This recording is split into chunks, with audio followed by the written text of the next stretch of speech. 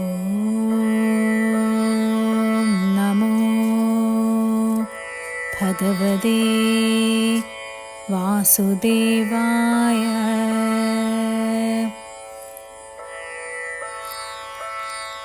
അധ്യായം 4, ചാപ്റ്റർ 4. ശ്രീകൃഷ്ണൻ തൻ്റെ വാക്കുകളെ തുടരുന്നു. Srikrishna continues his words. ശ്ലോക 17.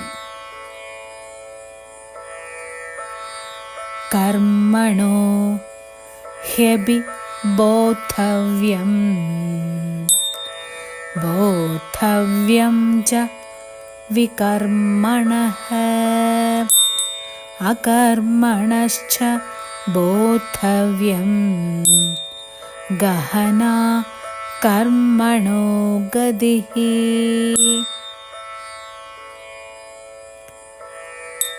ഭഗവാൻ കർമ്മത്തെപ്പറ്റി തുടർന്ന് പ്രസ്താവിക്കുന്നു.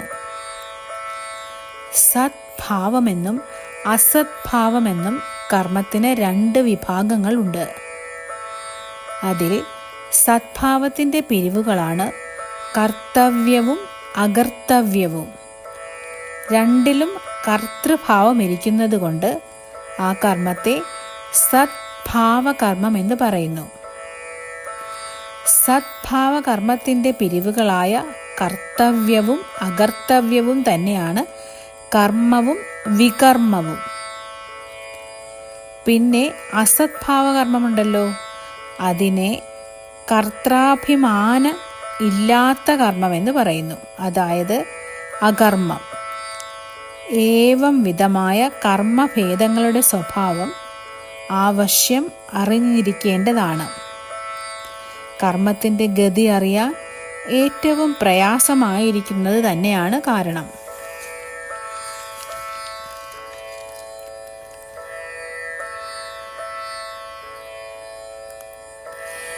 The intricacies of action are very hard to understand.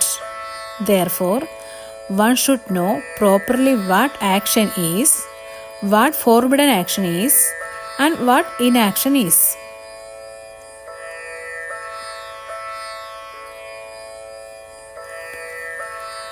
ശ്ലോക 18. കർമ്മണ്യകർമ്മ യഃ പശ്യേത് അകർമ്മണി ച കർമ്മ യഃ സ ബുദ്ധിമാൻ മനുഷ്യേഷു സ യുക്തഃ കൃഷ്ണകർമ്മകൃത്.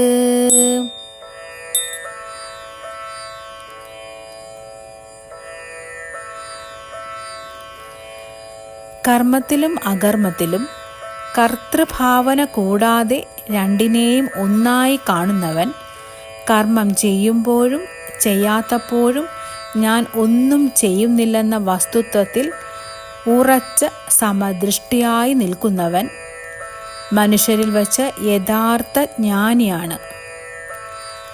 അവൻ സകല കർമ്മങ്ങളും ചെയ്യുന്ന യോഗിയുമാണ്.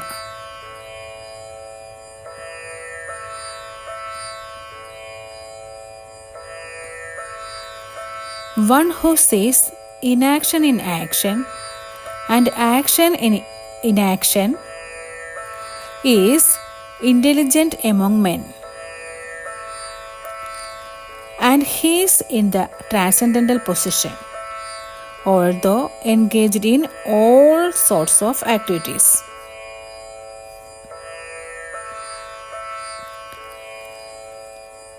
ഹരേ രാമ